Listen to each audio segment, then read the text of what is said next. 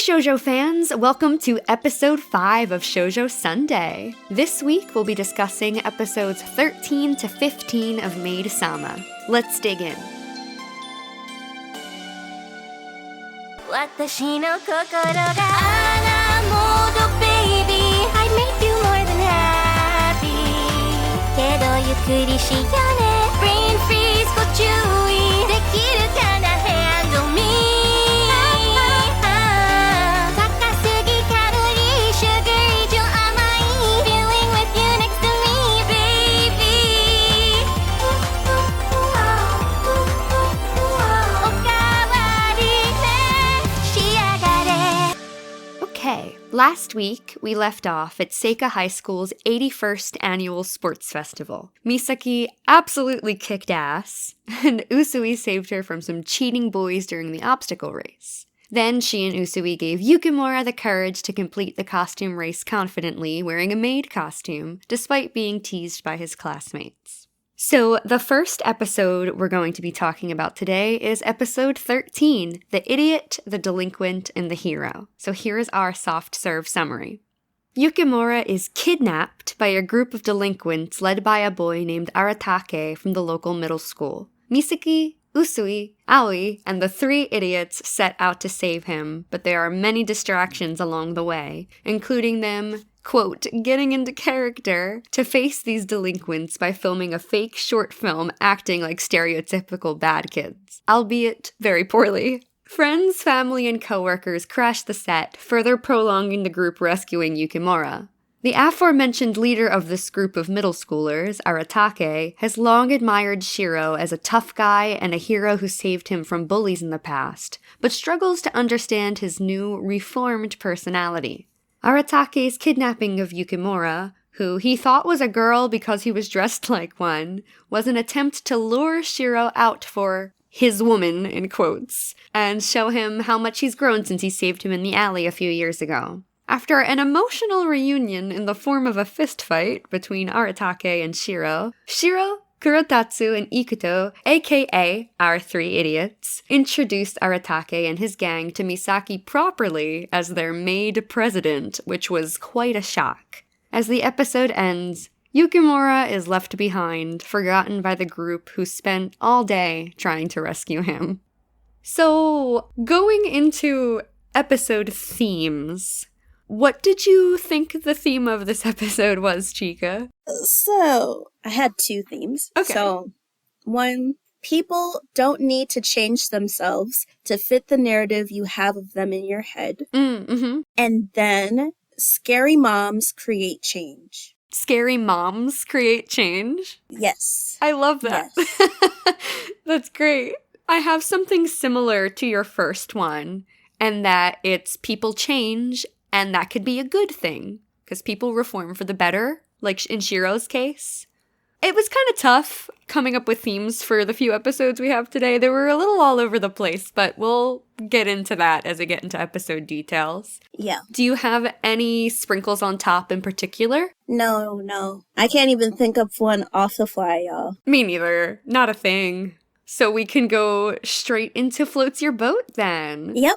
I have a very generic floats your boat that's not exactly strictly to this episode. It's just something I've noticed more and more. The three idiots are so adorable that they're almost exclusively drawn in chibi, and I think that's a very silly and great character choice for them. Yes, I love it so much because it just really adds to their overall wholesomeness. Mm-hmm, yeah. I love that they're drawn that way. Me too. Do you have a like you'd like to share? Well, outside of the idiot trio, they're the three idiots. They're also the three goons. Y'all guys, yes. Y'all know, interchangeable. Mm-hmm. But outside of them being wholesome, these gang names, like, their little delinquent names are so fire. Like, who would have thought that Shiro would be the tornado of the White Devil? Like, what? Yeah, that's definitely not the impression I get of him anymore, for sure. Definitely not what I think of him anymore, but even back when he was, like, bad, I don't think him being a delinquent, like, I see it. But the name, I was just like, oh, like, this is very grandiose. Yeah, it's for sure over the top. So I thought they were really fire. Yeah. So at the beginning of the episode, when Misaki sees Yukimura's clothes on the floor of the classroom, Usui walks by the door and just straight out asks if she's, quote, stripped someone down. Like, amazing. How did he really expect her to answer? I just thought that was funny. Usui being Usui. Yeah, he's always teasing her, and like, she genuinely can't handle it. She's just like, I didn't do anything. Yeah. It's like, do you really think that she, of all people, is going to strip anybody? Right. There are lengths she will go to as the school president, but not those lengths. Yeah. But on the topic of our three idiots, or our three goons, our beloveds, we do get some insight about Shiro, like you mentioned in your episode theme. He reformed his attitude because he promised his mother that he wouldn't fight anymore and that he was turning over a new leaf. I think that's so adorable. Like, that's so sweet and genuine. I feel like him reforming, I think his mom uses corporal punishment. Oh. I know that is totally a different spectrum of what you're That is talking about. a way different perspective, but it could be right. Maybe not corporal punishment, but she's got her threats down, because you remember how we met Shiro in the very beginning. Like, he was ready to fight Misaki for real. Mm-hmm. And so it was still in him. So in the process of him becoming like a soft boy and into maids and all of that, it's like, I think his mom, I don't know, like she had to lay down the hands of fire. Like, I don't know, like just to get him straight. And so I kind of appreciate that he's finally doing better for himself because his mom got through to him. But then at the same time, or at least speaking of scary moms, another reason why I made that a theme is because of, I don't remember his name, but the guy that forced Yukimura to cross-dress in the first place for this episode. I forget his name, too. I forget his name, but his mom was like, oh, you need to have a girlfriend. Ugh, and he was yeah. so pressed that he made his friend, his friend cross-dress in order to get his mom off his back. That's insane. Yeah, it's insane because it's like there are literally girls at the school. All you have to do is be nice. Well, not for like one instance. They have to have some type of like rapport relationship. Isn't high school a little early for a mother to be like, you have to have a romantic partner? It seems like high school's way too early for that. I could understand almost if he was like a full adult and still living with her and she's like, why don't you meet people? But he's in high school, he's on the student council. I don't know much about his personality, but it just seems like maybe the mom could be a little lighter about her son's life in that way. She definitely can. I think it's gotten to the point that I've created backstories in my mind of like, oh, this is why this stuff is happening. Yeah. So I'm just like, oh, well, the mom, he must have siblings, right, that are refusing to ever be in relationship. So he's her only hope. That's the only reason that I could think of somebody pressing their son to date in high school, because why would you want your kid to be dating anybody when they should be studying? Yeah, especially if he has student council duties to worry about. Right. And also with Shiro's mom, I thought it was coming from more of a place of like, son, you're breaking my heart. I hate to see you fight like this. Why can't you just have normal friends? And then his heart breaks for his mom because he loves his mom and then he wants to reform for her. So that was kind of the perspective I had on it. I mean, that's also possible. Like, we don't know, like... Yeah, we read a lot into this. But I don't have, like, it's been a long time since I've read the source. I did buy the manga the other day. Ooh. But I ordered it with Right Stuff Anime, so that's gonna come, like, 8 months later. I would say no offense, but it's full offense, because y'all are late. Although I will retract that if you sponsor us. But oh my gosh. To be determined. Well, we'll keep you posted. To be determined. But, like, it's been a while, so I can't say anything really about how his family is. So it's possible his mom is, like, soft and he wants to reform for her. But I think just based off of how he approached Misaki in that first episode, like, I doubt it. I think she had to use, like, threats or, like, something. She doesn't have to hit him, but she had to use something to get him to chill out. I'm actually really curious about what the listeners would think Like, do they think Shiro's mom was more of a tough love kind of person? Or do you think that her heart was just broken by Shiro and then he regretted doing it? I would love to hear from you guys if you want to comment on social media or send us an email or something. Yes, please. Shoujo Sundae podcast at gmail.com. Yes. Talk to us. I mean, we're talking to each other, but we're also talking to y'all. So y'all should talk back. Yes, absolutely. We've seen the transition screens on all the episodes where we usually see like a little maid doll of Misaki fall onto On the table. Yeah. Yeah. In this episode, there are dolls of our 3 goons that flop down, and then they start fussing over the Misaki doll. They're like, oh, it's a Misaki doll, and she tells them to shut up. And I thought that was a hilarious, adorable touch to the episode to personalize it to our 3 idiots. I was like, oh, I want them for real. Yeah. Like, they're so cute. Uh-huh. So, on their way to rescue Yukimura, they decide, in a really weird turn of events, to make a delinquent film to get into character, I think to face the gang. I think that's how it was interpreted in my head. It was like uncomfortable in a hilarious way because you could tell absolutely none of them were suited for the lines. They weren't comfortable doing them. It was entirely over the top. I was really confused. So at first, I thought that that was just their cover, right? Like, oh, they're dressed up this way because they don't want people to know that they're from Seika High. Mm-hmm. And they're pretending to make a film so that people passing by won't think that they're actual delinquents. But I think that they really were making a fake film to get in character. And it's hilarious considering the way that Misaki is. I didn't think it was necessary that she needed to get into character. Yeah, she could have easily just been herself. I mean, we've seen her take on so many different kinds of people without having to prep first. Yeah, so I just thought that was really interesting. And then I also thought it was hilarious, or at least this was one of my floats your boat, was the fact that everybody and their mama showed up at this filming. Yeah. Everybody. Suzuna appears because she wants to be part of the action, despite it not being the safest time to join in. Right. Yeah, and then Satsuki shows up. Yeah. I love that she suggests that Delinquents Day should be a theme day at Maid Latte, saying they'll address the customers as bro and sis. Just ridiculous. She's always looking for a come up for her business. I appreciate that about her too.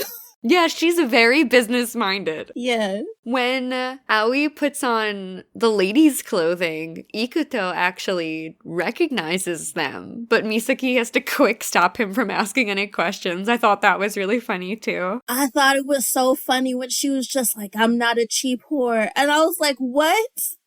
Oh my gosh. Wait, why don't I remember that moment? This was before I realized it was filming. They were doing the filming and then he grabbed her arm. They raised her arm up and she's just like, I'm not a cheap whore. Oh my gosh. Like, what is this? I died.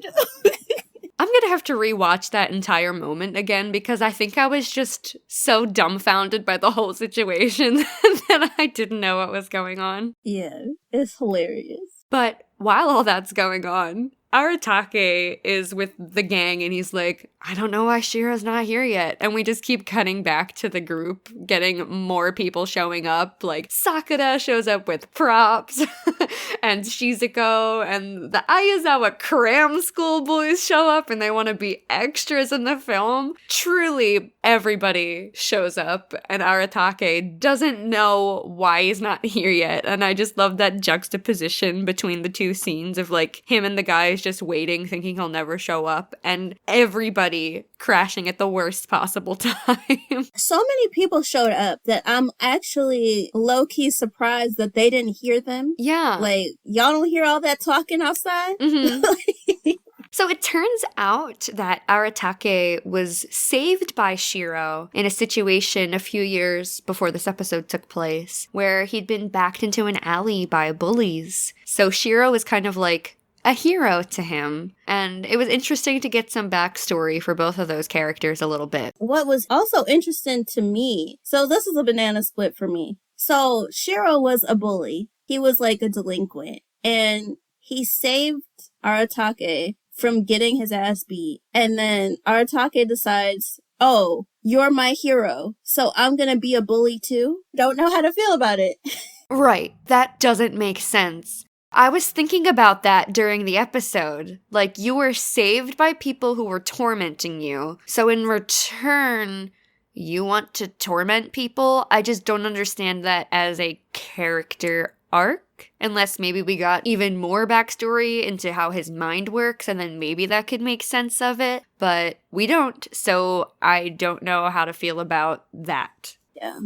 I have one more floats your boat point. I don't know if you have other stuff you want to add. I think I have one. Oh, go ahead if you want to do one more. Prior to Misaki having to practice being a delinquent before going in, the way that they ended up telling Misaki that Yukimura got kidnapped and then they all went to go to the other school, that whole section, it really reminded me of this show called Gakusen. It's more of a shonen property, but basically there is a teacher. It's the female version of GTO. There's a teacher that's like so happy about being a teacher and she's at this crappy school, but she wants to have the best class. And of course she's giving a class of delinquents, and the teacher is actually technically, she comes from a Yakuza family. And so sometimes, like, in order to get her students in line, she just does, like, a mixture of, like, tough love and, like, positivity. And so Misaki, like, really reminded me of that teacher character up until we found out that she had to act like a delinquent, even though she's normally, like, very strong and can handle so many different things. So I really liked that about this episode. That's an interesting connection. I'm not familiar with that piece of media myself, but maybe I'll check it out. Yeah, it's very fun. Now, I mean, if you're not really into, I would say if you know, like, what GTO is, because GTO,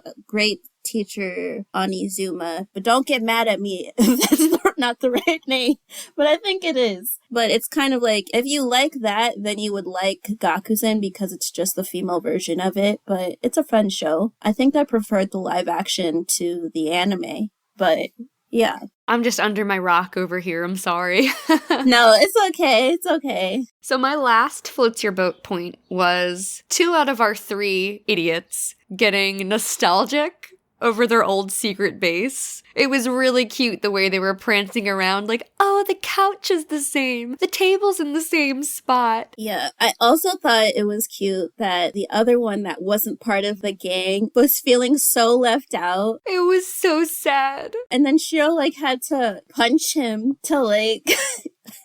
to tell him, like, oh, we can't do anything without you now, like, to make him feel included. Mm-hmm. So I thought that Shiro wanting him to feel included, I thought that was nice. Yeah. He didn't have to punch him, though, Yeah. but I thought it was nice. It shows how close they've grown. It's really sweet in their specific way. Yeah. That's all I've got, if you've got anything else. Oh, I thought it was so funny that they, like, introduced, at the very end, that they introduced Misaki as, like, the president from hell. I thought that was hilarious. Yeah, that was very funny. They were amped to show her off to these guys. Yeah, yeah.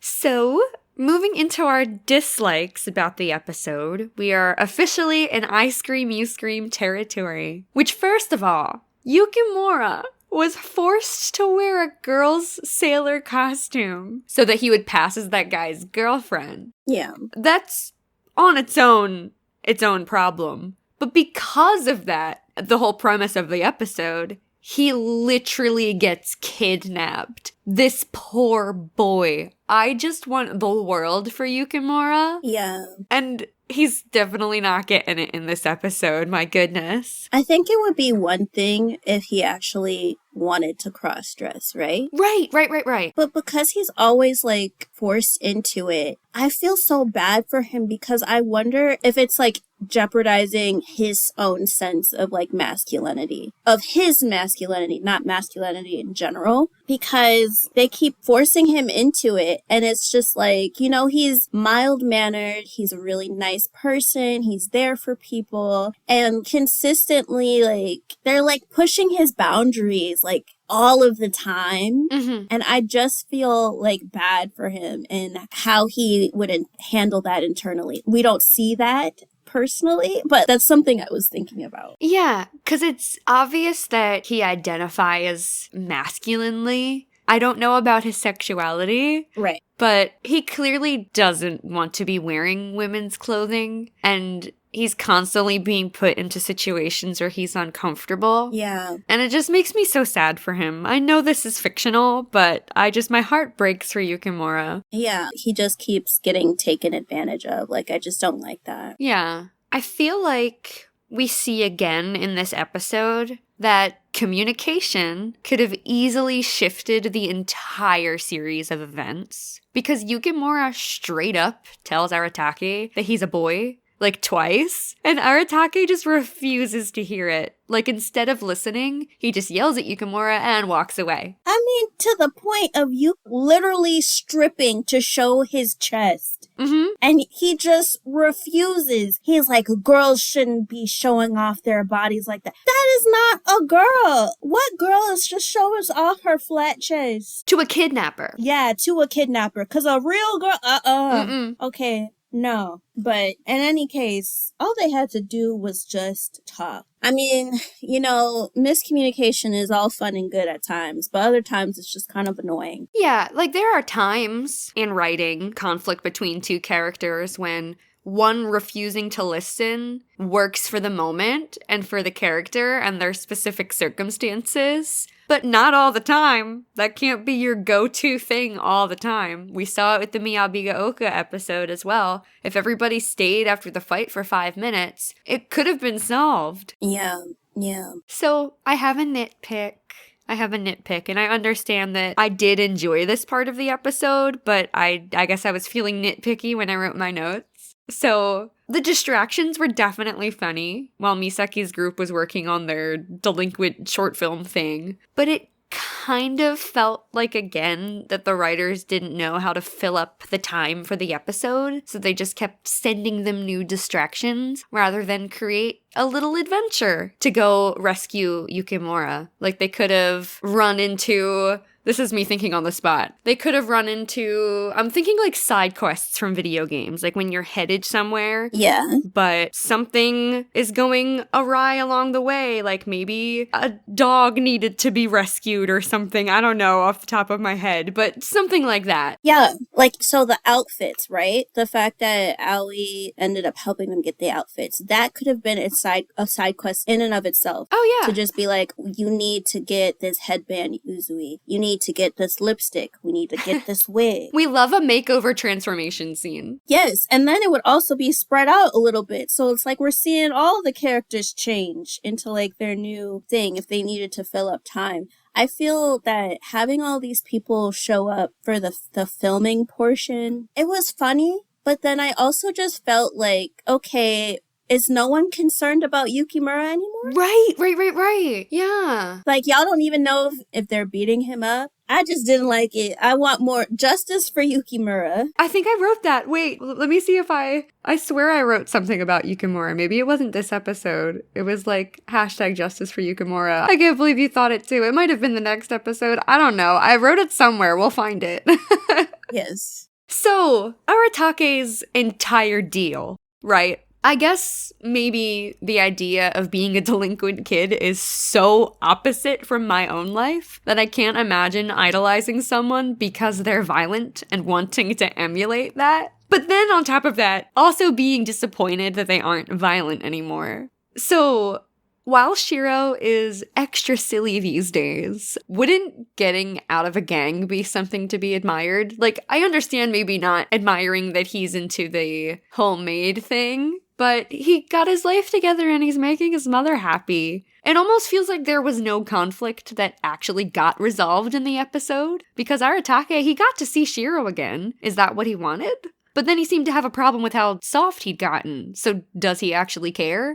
It feels like nothing was accomplished. I don't know if I missed something. So something that I didn't like is the whole talking with fists things, right? Right! Like, when Uzui had to stop Misaki from interfering as Shiro started beating Aratake up. And supposedly they were talking through their fist. And then Aratake is like crying on the floor afterward because he's like, I guess, overcome with emotion and pain. And for me, the disconnect is that when Shiro saved Aratake, yes, he was a delinquent, but if he was your hero, that just means he saved you. So I don't know why he just decided to take that in a negative sense and be like, oh, I have to be the head of this gang. But then I also don't understand why Aratake was just limiting Shiro into only being what he wanted to perceive him as if people aren't capable of growing, because he had to grow himself from being someone that was getting beat up to then beating people up. Right, I understand wanting to grow up and be stronger and be able to stand up for yourself, but it's like, take some self-defense classes. Don't join a gang. Yeah, definitely don't join a gang and like PSA. it's just don't like first of all, this gang life, like first listen, that's what they talk about on anime. Don't do that stuff in real life. It's not cute. It's definitely don't look like that, but it's definitely not cute like that either. There is a brighter path for you. There's there are higher hopes. You should achieve that instead. Yes, I don't even know how to follow that up. So something that was kind of glossed over was that Shiro and Kurotatsu and Ikuto told Misaki's secret to a bunch of delinquent middle schoolers. They said that she was their maid president. Right. Like, they straight up told people. Like, I know you and I don't think it's a big deal that this should even be a secret, but to Misaki, it means a lot. And I feel like it's just entirely glossed over. Like, they layered it under some other adjectives, but it was still her secret. When it comes to them telling her secret, right? Maybe they just saw those kids as another version of themselves. So they're like, oh, well, we're trustworthy. So they're trustworthy. So it's cool. Could you imagine if Maid Latte just filled up with a giant group of reformed delinquents? They're all just soft and fidgety and in love with Misaki. You know, at least Satsuki would get some more money. That's true. That's all I could really think of. I don't know how. The other girl, Hanoka. Hanoka would be pissed. Oh, yeah, I don't know how it would go over with her. We haven't seen any of her in a while. I wonder if she'll come back up. She probably will, and she'll be mad. She'll be mad. Yeah, she'll be mad about something. So, I feel like it's like obligatory to mention this. They literally forgot about Yukimura. They just left him there. They spent all day going to rescue him and then somehow managed to forget that that was their objective. First off, bad writing, who would forget? Second, that poor boy. I just want something good to happen for him at some point. Justice for Yukimura. Yes. I am over. He was just crying in the corner. And I was just like, you know what? Let me get up into this anime real quick, you know? Like... I'll save you, Yukimura. Yes, because the whole purpose was to go and save him. And for them to just forget. At that point, all these people forgot about him. I know he was upset, but I would have just got up and left. Yeah. I would have been upset. I would have let them know I was mad that they forgot about me. Oh, absolutely. They would have been hearing about it if it were me. Yeah, just crazy. Truly. Trend #justice for Yukimura on Twitter. Yes. And make sure to add us too when you use the hashtag so we can retweet you. Yes. So, moving on to episode 14, Class 17, Kano Sotaru. I think that's how you say it. Our soft serve summary. In this episode, we meet Kano Sotaru, a first-year guy who seems to hate girls. When he overhears the student council planning an open house to recruit more girls to the school, he takes preventative measures to the extreme. He's a hypnotist, and he uses those skills to thwart the student council's efforts as they work on planning the event. He specifically makes Misaki behave as if she's drunk, but Usui tends to her. He's on to Kano's antics, and doesn't believe in his hypnotism. However, Kano sneaks in one final attempt to get to Misaki, telling her that if she falls asleep within the next 24 hours, she will come to hate Usui. Misaki claims she already hates him, so she isn't worried, but does her best to stay awake just so that she doesn't give Kano the satisfaction. Right before the 24 hours elapsed, Kano hypnotizes our favorite cinnamon roll, Yukimura, into giving Misaki medication that causes drowsiness when she asked for vitamins to boost her energy instead. With just 5 minutes before time is up, Misaki dozes off in Usui's arms and they share a sweet moment.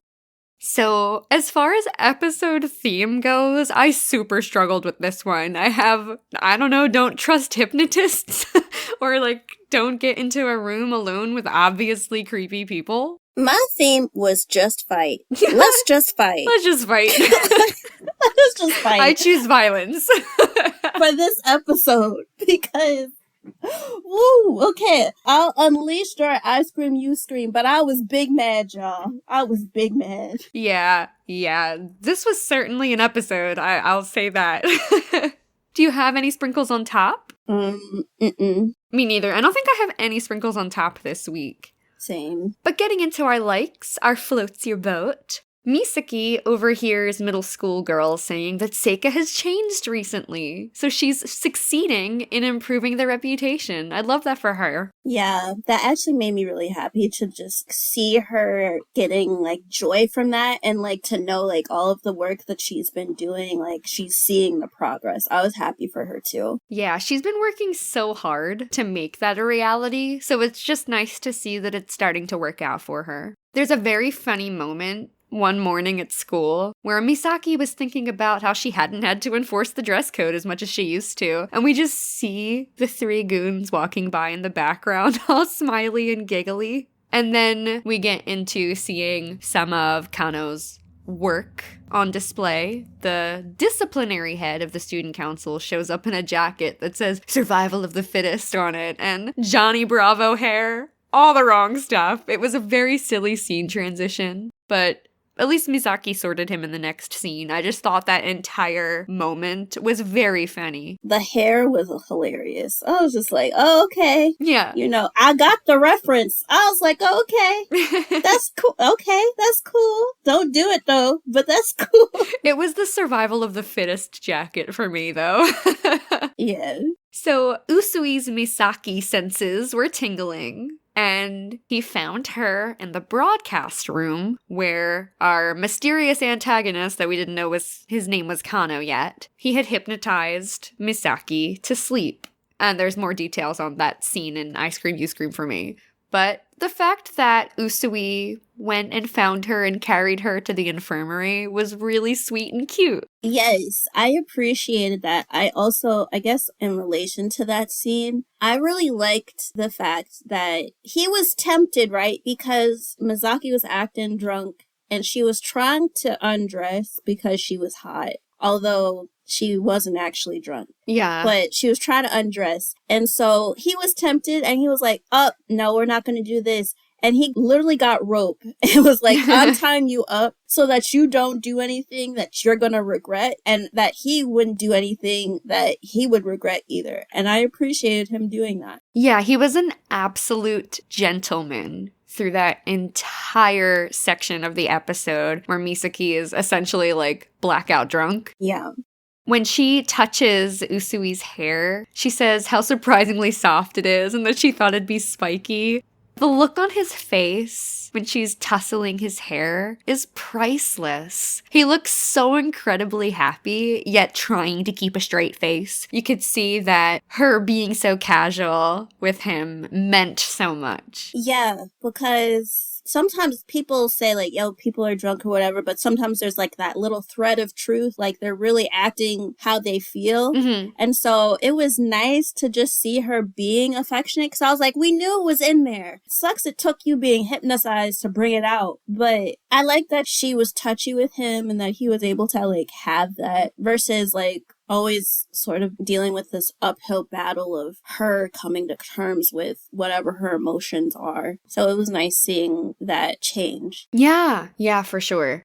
When Misaki is drunk, essentially, it's easier to say when she was drunk than when she was hypnotized into acting like she was drunk. So when Misaki was drunk, essentially, at first I was like really put off by Usui wanting to take a picture of her in that state. But when he immediately said that it was to be used as evidence to her future self that this actually happened, I thought, one, that was hilarious. And two, it was a really good idea just because she definitely wouldn't believe him on his word alone. Yeah. And I think it also served to just show like how powerful, in quotation marks, y'all, that Kano is with his hypnotism, because I don't think she would have believed it. Although she wasn't wary enough for me, to be honest, after seeing that video. But I think it was good that he got the evidence just so she could see that Kano, for some people, is the real deal. Yeah, if you believe in his powers, then it's effective. Yeah. Also, in a super surprise that I certainly never saw coming in this episode, we see Seika High faculty. I repeat, we saw faculty of Seika High School. Or at least we heard a voice. It was almost like Charlie Brown style, where we never see the face of the adults, but there was faculty present in the school building. When Kano wants to get Misaki in trouble, he leads a teacher or someone, I think it was a teacher, to the broadcast room to show him a drunk student, but Misaki wasn't there. But just the fact that we saw faculty, it was noteworthy. I had to include it in Floats Your Boat. It's an I scream, you scream for me, but it was good. Oh, no. It's good that they're, that they're around, I guess. They should be doing their job. For sure. It was just the excitement of seeing faculty at all for me. I just had to put it in Floats Your Boat. But feel free to scream about it later. Absolutely. So, later in the episode, Misaki has another encounter with Kano. She's told by him that if she falls asleep within 24 hours, she'll wake up hating Usui. And Usui is desperate to keep her awake. At Maid Latte, he wants to work beside her and keep an eye on her. He begs, calling her stupid. And Satsuki from the background just applauds at his new approach. At getting Misaki's attention by, being aggressive and mean. I thought that was so funny. I thought that was hilarious, too. Yeah, it just cuts to him saying, "I'm not going to let you sleep a wink tonight," and a bunch of flowers surround the two of them on the screen. It was just a really good moment. Yeah, I thought it was hilarious, too. Yeah, but I mean, at the core of it, it's just that Usui cares so much about their relationship. He's repeatedly calling her through the night to make sure that she's still awake. And I mean, she's Misaki, so she keeps pushing him away, but he can see past her veil of hatred, I could say, I guess, and sense how she really feels behind the guys. Yeah, and I think, my favorite thing that actually happened in relation to it, but sort of near the end, was the fact that, wait, no, I don't know if we're there yet. Are we there yet? Because it's the line before the ending. Oh, I have one thing that happened in the morning right before that moment. Okay. So do you want me to just squeeze that in really quick? Yeah. It was just because I'm going to cling on to every romantic detail. Because it's just how I'm wired, so it makes me so happy when there's a romance plot thing. So there was just a look of relief that came over Usui's face when Misaki handed him a sweet bun the next morning. Yeah. Which meant that she didn't fall asleep and wake up hating him. It was just really, really adorable to see. And that was it. You can take it from here for the big stuff. It's the line, guys. The line, okay? Post him actually kissing her before he jumps off the whole damn building, right? This line, ooh, my little heart was shaking. He said, because she was talking about how she wanted to thank him for all these times that he was there supporting her. Yeah. And she's tired as hell, sitting down. And he's low-key just patting her. And he just tells her, "I'll make you fall for me as much as you wish. I'm telling you." Ooh. My heart. Oh my gosh. Woo, child. I said, this is peak romance right here. Yes. I'd be his girlfriend right after he said that. Oh, hell yeah. Ooh. I actually have a gif of that line in my notes for today's episode because it was just, mwah, chef's kiss, the moment. I also loved that, just even before that, the fact that Misaki was acknowledging that she hadn't properly thanked Usui for saving her so often and just being there for her and admitting that she was grateful to him. It was really nice to see her let that guard down and let him closer, even closer. He was so happy too. Oh, he was so happy, He was trying to keep it in, but he was so happy. I was happy. I was like, yeah, a through line. Me too. I loved it. Do you have any banana split points for this episode? I have a few. I didn't write any down. Okay, no worries. So, when Misaki is working with the student council on cases from the suggestion box, Usui shows up with his shirt unbuttoned, all wet and soaked in need of a towel. So, one, cool. Okay, great. We love a hot male lead in need of a towel, I guess. But why would he go to the student council room for a towel when there's a locker room, a bathroom, maybe faculty would have a towel, the infirmary, literally anywhere else but the student council room? He just wanted Misaki to see him wet. But of course, we have Yukimura very sheepishly offering him his own pink towel, and he's hardly able to look at Usui. He's blushing so heavily, and his eyes are huge. It's hard to tell if he has a crush on Usui after being kissed by him, or if... I think he does have a crush. I do too. Sorry, I didn't mean to interrupt you. No, it's okay. I don't know if he has a crush or if he's just so embarrassed after the situation, and he's just not confident enough as a person to get over that he just can't look at him. I think he has a crush because so after Usui kissed him, he melted, and then he was so shy. And let's think the next part of that particular episode when Usui was around him. And so then this one, he has the pink towel and it looks like love. And then Misaki talked about how, you sexually harassed him. And meanwhile, Yukimura's like, my first kiss. Yeah. And stuff. Yeah. And so for me, I was like, oh, okay, he's bi. Right. Okay, family. Yes, family. I was like, okay, he's bi. I was like, oh, we're accepting over here in this house. I was like, yes. Oh my gosh, join the family. I love him so much. I wanted it to be a BL, to be honest, at that point. I was just like, ugh. Honestly, I think you already said this. Just have the anime take a turn where, Usui goes one way and Misaki goes another. It's fine. I'm cool with it. It's chill. Yes. Yes. Usui, however, continues to just tease Yukimura, saying he'll be rubbing the towel all over his body. I just feel so bad for the kid. I just reiterated again in my notes. Something good needs to happen for Yukimura. Hashtag justice for Yukimura. Oh my gosh, what a cinnamon roll. My heart. I can't take it. I just wanted him to have his gay love and go off into the distance. Just do it. Oh, please. Please. Or Sakura. Or Sakura. Whatever he wants. They would just be the most wholesome, pure, cutest little couple. They'd be like a strawberry pancake or something. I don't know, just so pure. They would, you know what they'd be? What? They'd be an ice cream sundae, Shoujo Sundae. A Shoujo Sundae. They'd be a Shoujo Sundae. Uh-huh. Oh my gosh. Anyway, I'm gonna move on. I'm sorry. I could talk about poor little Yukimura all night. So, while Misaki's drunk, or emulating drunk, she straight up asks Usui to strip her because she's overheating. What Kano had said was that it would be her true personality coming out, and I have serious doubts that that is her true personality, even in this drunken stupor.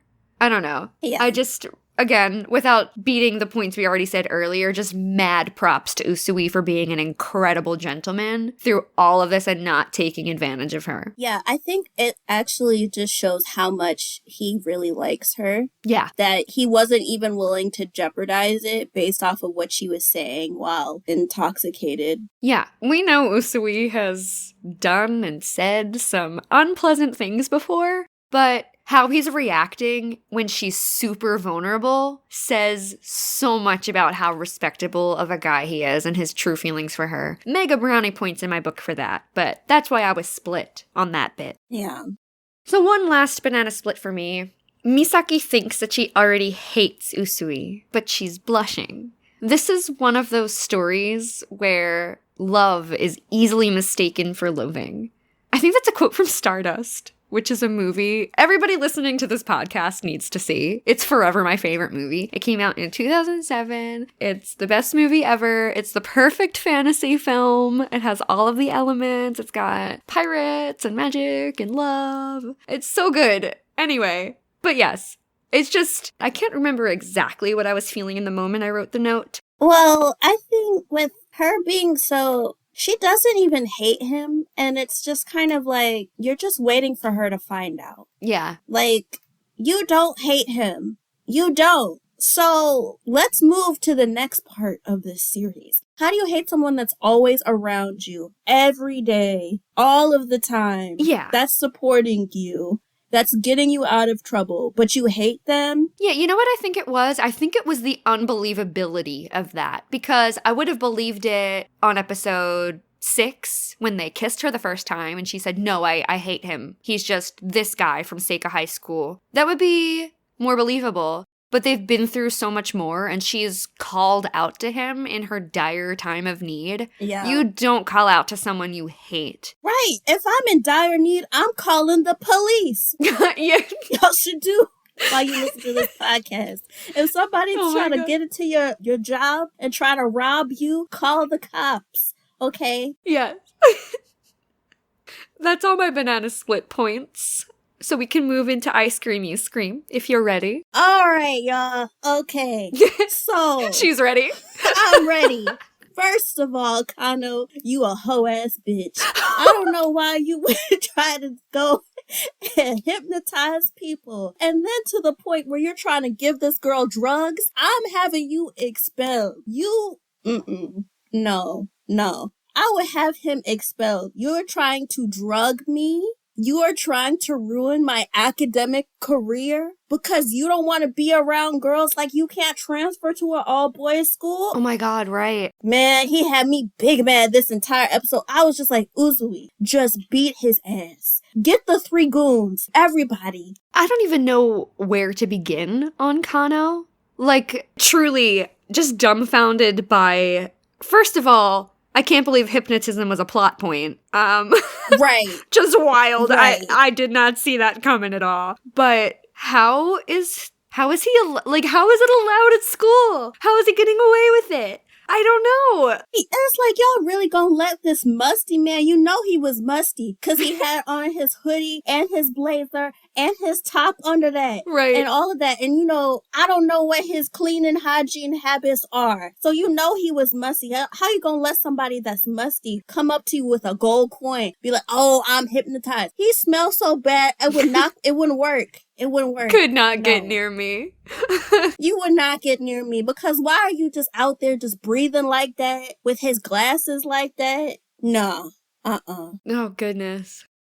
So, my first point in Ice Cream, You Scream was when Misaki finds out that Usui accidentally broke a faucet, which resulted in him getting soaked. There's usage of the R word in this episode, and I know it was 2010, and I can't remember how much progress we'd made as a society to stop using the R word. I think they were still using it back then. Yeah, it really jumped out at me. There are so many better options than that. And it's even used again later in the episode, which ruined literally the best moment of the whole episode. I was just disgusted by that, frankly. Yeah, that was a bad writing choice. I did not like that at all. Yeah. I think also in reference to the faculty, because I said I was going to get to that too. Yes. So you mean to tell me you gonna let this musty ass kid tell you, oh, somebody's drunk, and then it's like, oh, well, I guess they're not here, and you're not gonna further investigate? Oh my god. So why is he lying on people? Oh, this faculty, listen, y'all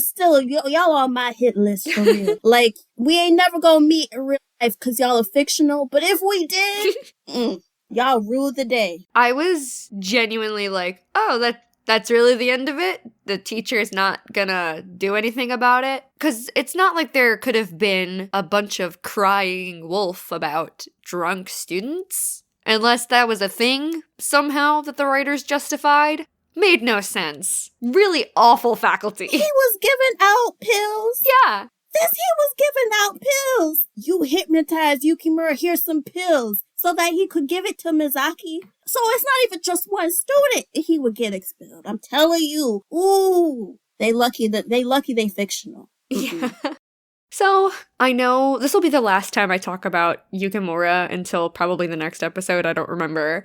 But the next episode, we mad again. There's just one more thing for this episode. So after Usui teases Yukimura about how intimately his towel will be used, Yukimura blushes, and I know we both think that he possibly has a crush on him. Misaki says to Yukimura, "You're supposed to be disgusted. Don't blush." Maybe he's kind of gay, Misaki. You know, people can be gay. Right, Miss Girl. Miss Girl, you bad too. Right, You just right. hiding. You bad too. You could be a bicon, and you're playing. We did not forget you acting like a boy. Right.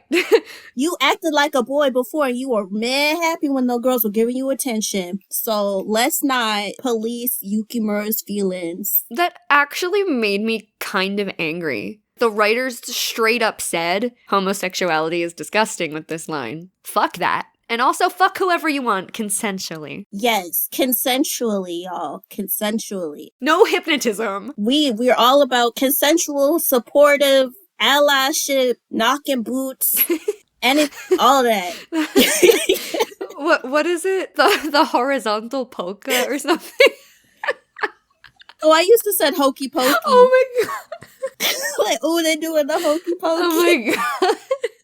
But yeah. I'm sorry, I'm childish. No, it's okay. No, honestly, I would rather laugh about it than be angry because I was actually upset for a second when I was watching the episode when that line came up. But going back to Kano, putting on soft acoustic music and dangling a disc for 0.3 seconds is apparently enough to hypnotize someone? What? Like, what is this writing? I literally wrote in my notes, "Get back to the romance plot, please. I'm bored. This is stupid." Yeah, I hated the hypnotizing bit. The writers, like, outside of using the R word, like, I thought that was dumb. I would make him choke on that coin. Okay, I wouldn't really make him choke on that coin. No, I know. Not literally. I would probably kick him, though. I'd be sitting in a chair and there's no way, like, get away from me. Yeah, it's self-defense. Yeah, it absolutely is self-defense. Kano also says, "Your true personality will surface. You will obey every word I say." Okay, so which is it? If her true personality isn't obedient, what would that mean? I don't know. That might be a nitpick, but I was just totally done by this point. Same. I was over it. And before we saw the teacher, I wrote, because the next thing Kano had said, "I shall now show the teachers the disgraceful side of the president." I was like, which teachers, bitch? Because I haven't seen any in 14 episodes. Right. First of all, you're going to show her true. She is your teacher. She's your teacher. She's your security guard. She's your nurse. She's your counselor. She's your maid. She's your librarian. She's your librarian. You messing with the faculty money, so actually they should have hands on you. Truly. Oh my goodness. So I had an observation. How could Usui have come to the conclusion that Misaki was hypnotized without any context beforehand? Is this just a thing that happens in the Maid Sama universe? Like, people get hypnotized into drunken states by people who don't like them? The writing on that is just unbelievable, truly. Like, in the literal sense, unbelievable. There's no way he could deduce that without having seen it happen. Unless, you know, when he spotted Kano leaving the broadcast room, that he recognized him and knew this was a thing he could do. If so, why didn't he confront him? Well, one, I do think Uzui should have confronted him, but I think it was like post, wait, no, it wasn't.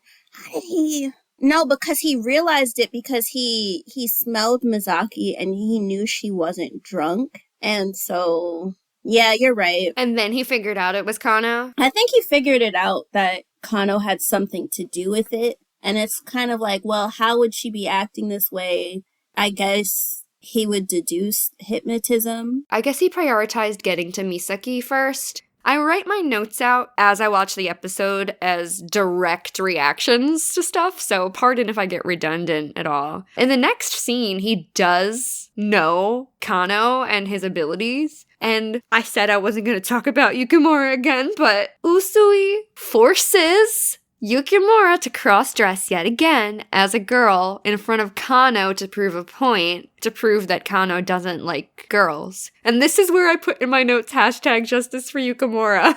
I knew I wrote it somewhere. But just, all of this, I did not like any of it. I don't like Yukimura being the constant cross-dressing, like, gag. Yeah. Because, like, spoiler alert, it happens in the next episode too, y'all. I also didn't like that they did that. I didn't like this hypnotism plot. I mean, if you don't like girls that much, then move to another school. Right. Or literally just don't talk to them. They only make up 20% of the student body. Like, you can just keep a distance. Right.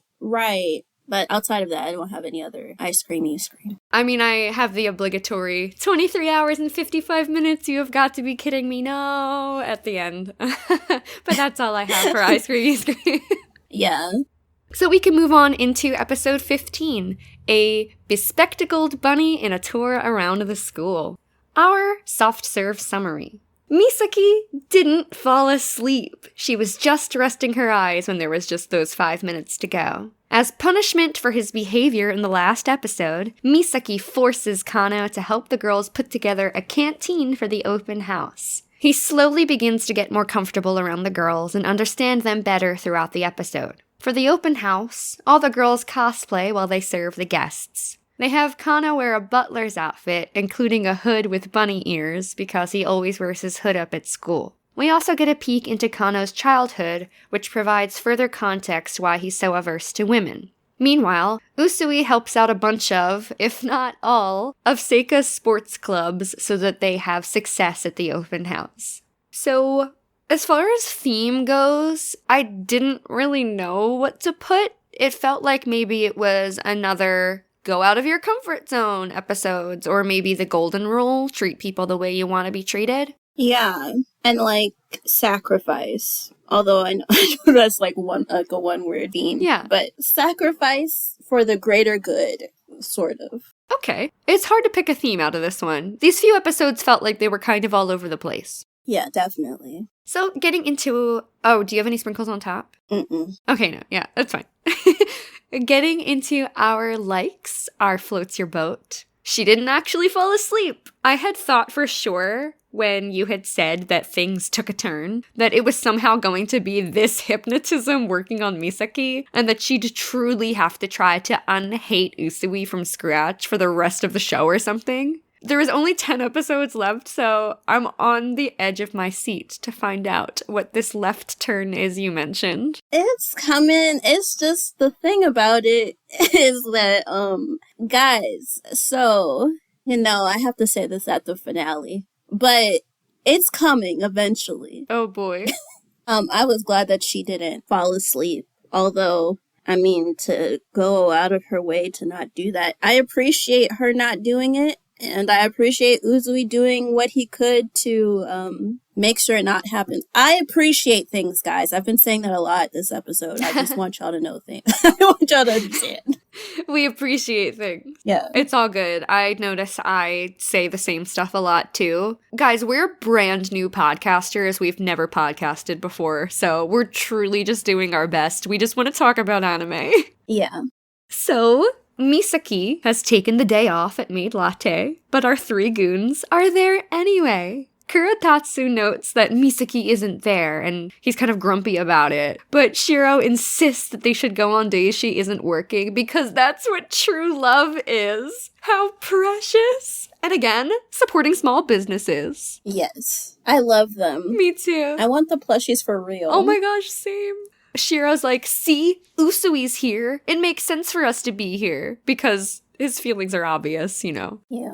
We have a Susanna sighting. Oh, yes, we do. She won turmeric tea and sweet bean chestnut jelly and shared it with Misaki. Personally, I don't think I would like either of those things, but it's really thoughtful that Susanna thought to share with her sister. Yeah, because, she could just get that when she get home. Yeah. to me.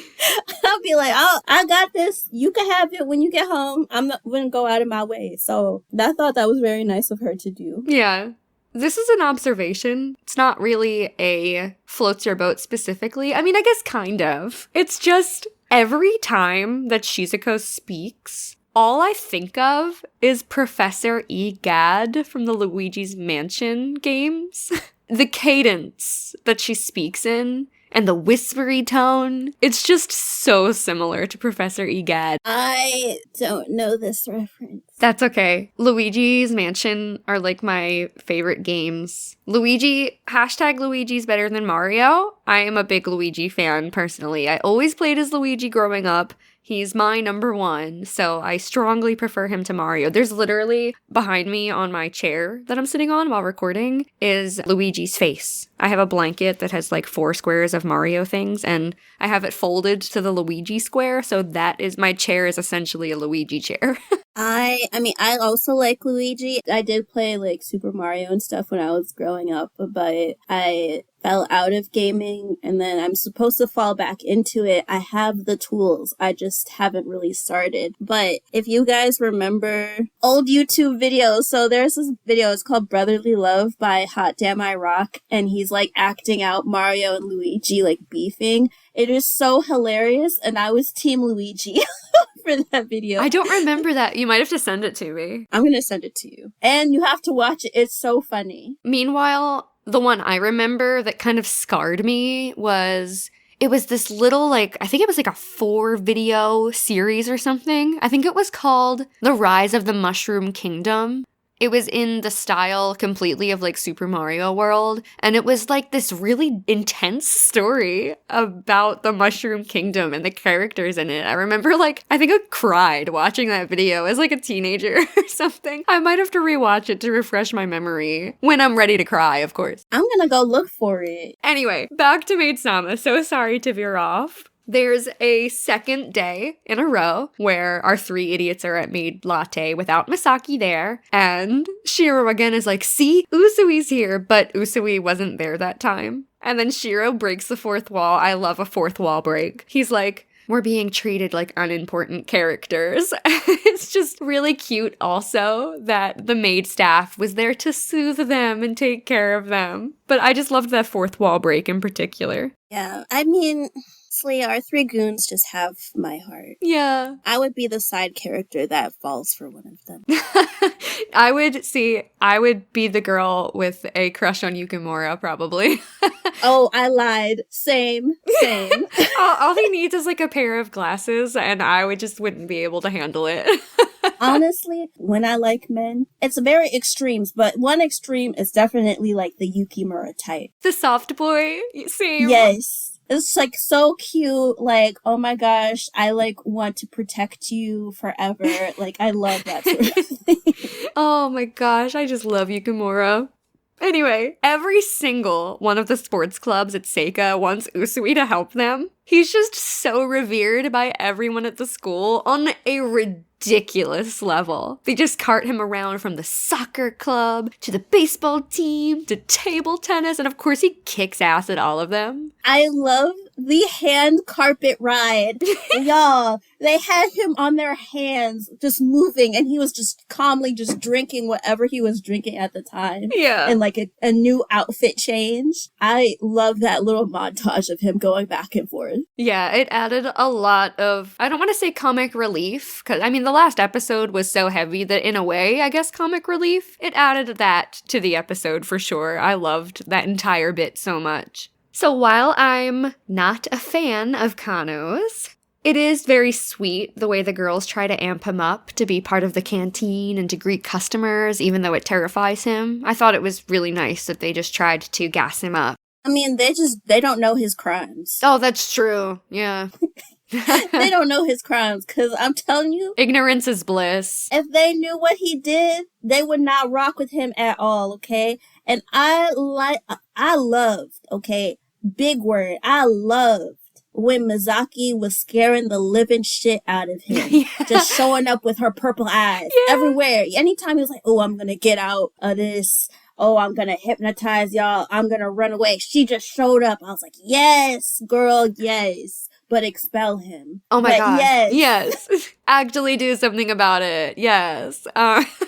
When the open house is going on, the little cafeteria canteen thing, I don't know what we want to call it. It came together. It looked really cute. Everybody was so cute in their costumes. And the middle schoolers were happy, so it seemed like a success overall. Shizuko in particular is like really pleased with the environment. And Shizuko thinking how nice it would be if every day was like this made Misaki think about Satsuki and the atmosphere it made latte. And it's clear that she's sentimental about it. And it was nice to see her thinking so fondly about her secret life. Yeah, and I just feel like, I know in general we want her to just tell her friends the secret, but at that point, like, they're so excited about the cafe. And I think literally every festival, the girls have done a cafe. So they're accepting of it. And so I'm just like, girl, just tell them. Yeah. Be free. But I do like the fact that she was able to reminisce about Maid Latte and that impact of Satsuki, like of making her feel comfortable. So then she was also comfortable in this moment. Mm-hmm.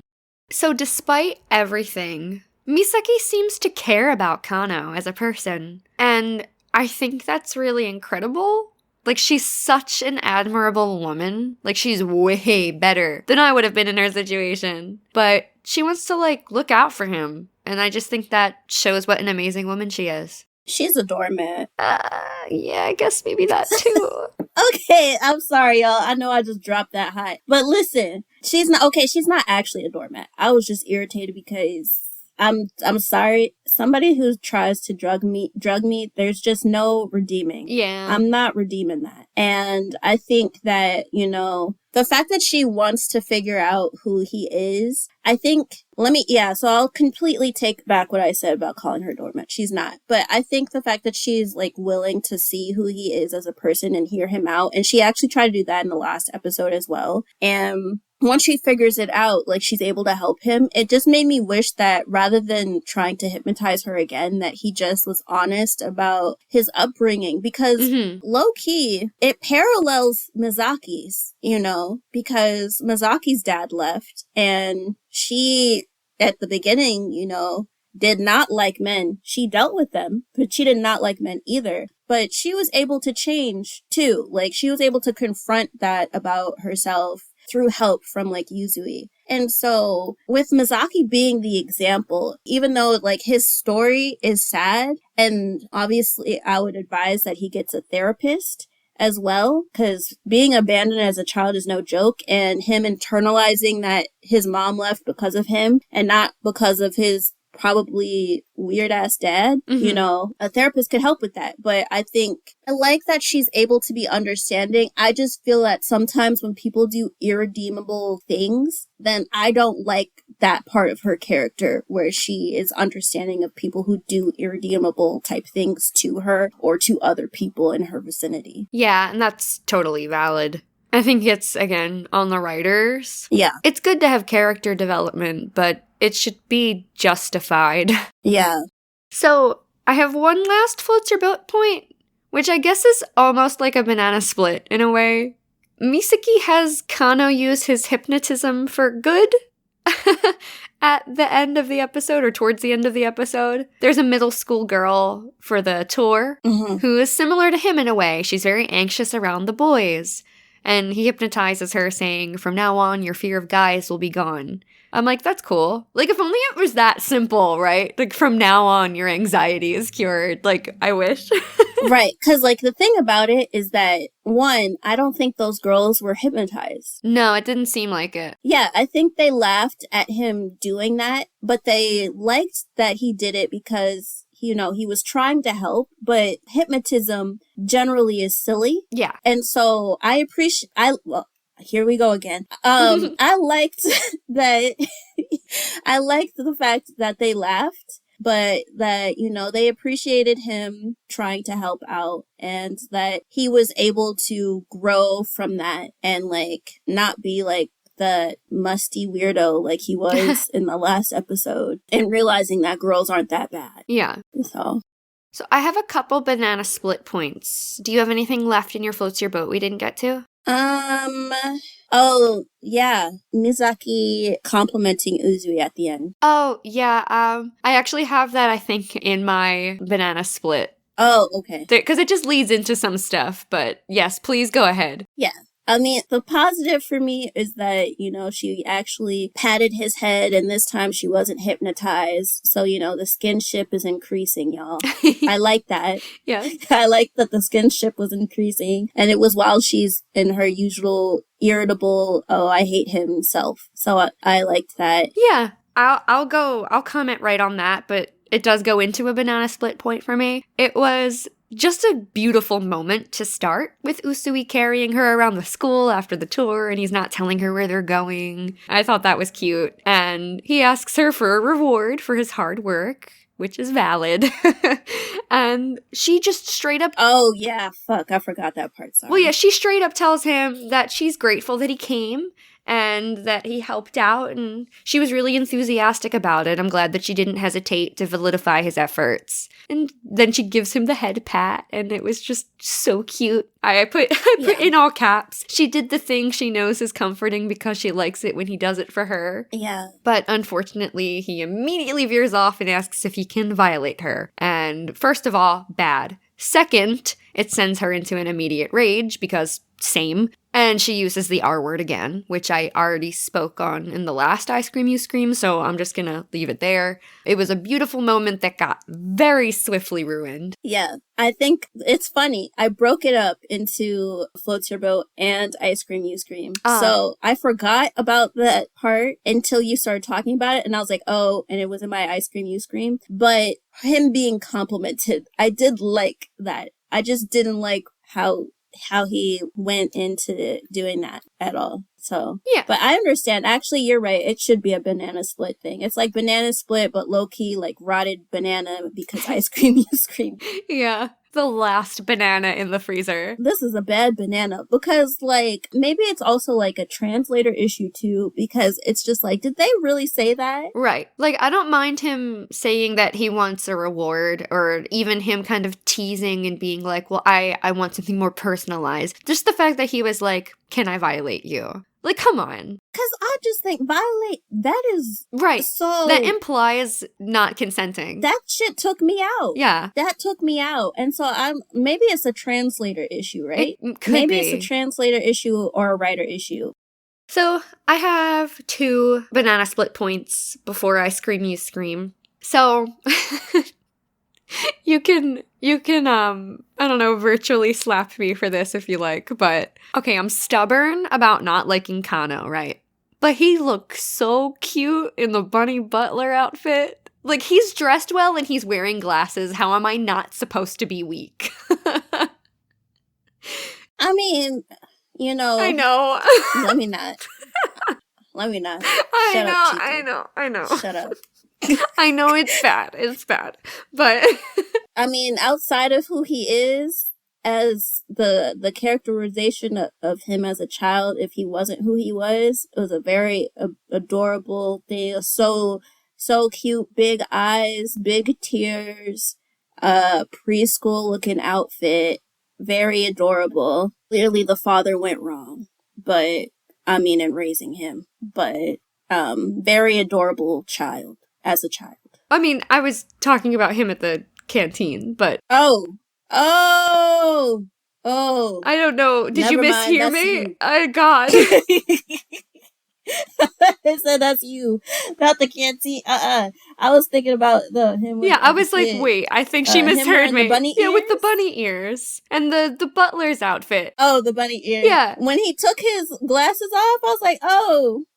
I was like, that's nice. I'm not gonna yell at you, no. Okay. It was just also nice that the girls thought to include a hood on his outfit to make him more comfortable. Right. They're so, they're so thoughtful. Meanwhile, he's drugging people, but they are so nice to him. On Kano's character development, it's nice to see him improving by the end of the episode, but it's just... frankly hard to believe that a lifetime of behaving one way could be turned around by a few days with Misaki and actually paying attention to the other girls at school. I mean, I guess the 3 idiots did a whole 180 after seeing her in the maid outfit, but that felt like it was purposefully over the top, and this seemed like it was supposed to be, like it was meant to be more profound and subtle. So, ranting about the writers again, I guess. Sorry, I'm not letting it go. Yeah, I'm done banana split. You can scream all you like. It's I scream, you scream now. All bets are off. I am done letting it go. I'm never gonna let it go, okay? He was drugging bitches in the last episode, and you mean to tell me I make you do some chores, and now, oh, you like girls? Yeah. Okay, first of all, your mama is rude as hell. A terrible mother for leaving her child. A terrible mother. How that means that you don't like girls in general. It nothing to you. You don't speak to them. They didn't abandon you. They didn't hurt you. They didn't do. You don't like girls enough that you are drugging bitches. And you mean to tell me all you gotta do is some chores and like, oh, now you see the light? I'm gonna leave you in the darkness up in jail. Cause you aren't gonna drug me and then, oh, well, you know, his mama left him, so, he can be redeemed. I ain't forgiving that. Sorry, y'all. That's the one point I really had. Aside from the violate you stuff, because nah, translator, writer, whoever is at fault. Right. Also, wouldn't Misaki have been worried that he might pull something when she's putting him to work? Right. It was never even made clear if she stopped believing in his hypnotism, because that's what makes it stop working. And honestly, I don't see why she would, because it worked fully on her in the broadcast room. If I were her, I'd believe in it even more. And then also, why was the faculty not made aware that someone's hypnotizing the girls of the school and causing all of this chaos? Why isn't he expelled? What's happening? He is, okay, first of all, he's a serial killer because really, if he's out here gonna drug two people, right? It's only another escalation until it's all over, okay? And I was thinking when he was working in the cafe, I'm like, okay, well, since we know he drugs people, why wouldn't he put drugs up into the food?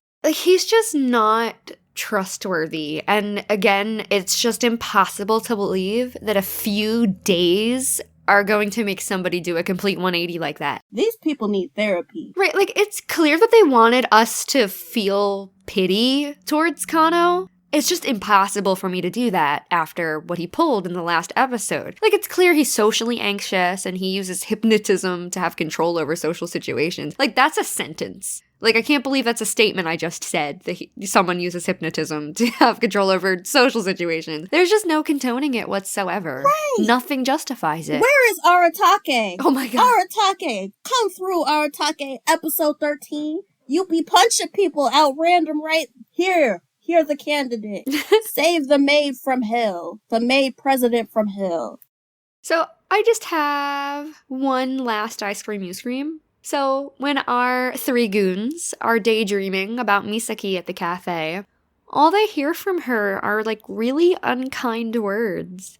I think she should be nicer to them. They haven't given her a reason to be mean since like episode 1 or 2. Right. To be honest, they have been literal angels. I am Team Goon, Team Idiot. Yes. Misaki needs to get her act together, Miss Girl. Please. Yeah. They are so nice. They raise up all this money so they can eat the same foods. Because it's not like y'all change up the menu. Eat the same foods and see you can be nice. She should really go ahead and write love on their next omelet. She should. Do you have anything else for Ice Cream You Scream? Nope, no, I ranted enough, y'all. I'm sorry. I'll Okay. get it together next episode. But yeah, I'm good. Go get some tea or a hot cocoa or something.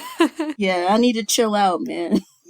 Also, if anybody's judging me, yes, I drink hot cocoa year-round. I don't care if it's summer. Okay, and if you gonna judge her, judge me, because sometimes I drink it with water, okay? Oh, see, I'm judging you. Listen, not everybody got milk.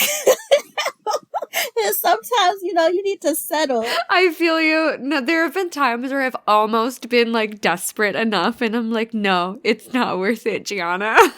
No, man. But I'll do, like, I've done it with, like, oat milk before, or almond milk. It alters the flavor a bit, but it's still really good. I mean, I like hot chocolate regardless of the liquid. Well, no, I lied. It could be water or milk. Yeah. Not that y'all don't think any weird or negative thoughts. No, just water or milk. Oh, I was just wondering, like, how dumb it would be to use apple juice or something. See, that was very innocent and wholesome. Think wholesome stuff like that. I like this is why I relate to Yukimura so much. I love him. Hashtag justice for Yukimura, please. Yes, please.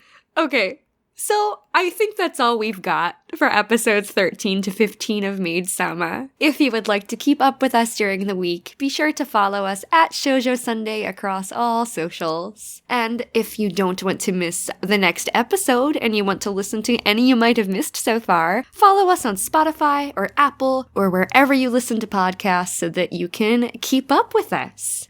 I'm Giana Luna, and you can find me at Giana_Luna_ across all the socials, and that's Giana with one N. Chika, where can the people find you? I am at Chika Supreme. Chika with a K, not two C's, like in Spanish, a K, y'all. And I'm Chika Supreme across all socials. I promise I am not always long-winded and ranty. I'm very pleasant to be around, so, Yes. yeah, so, rate us 5 stars everywhere you're listening to us. Please. And, send us good wishes because we're doing our best here. Yes, definitely.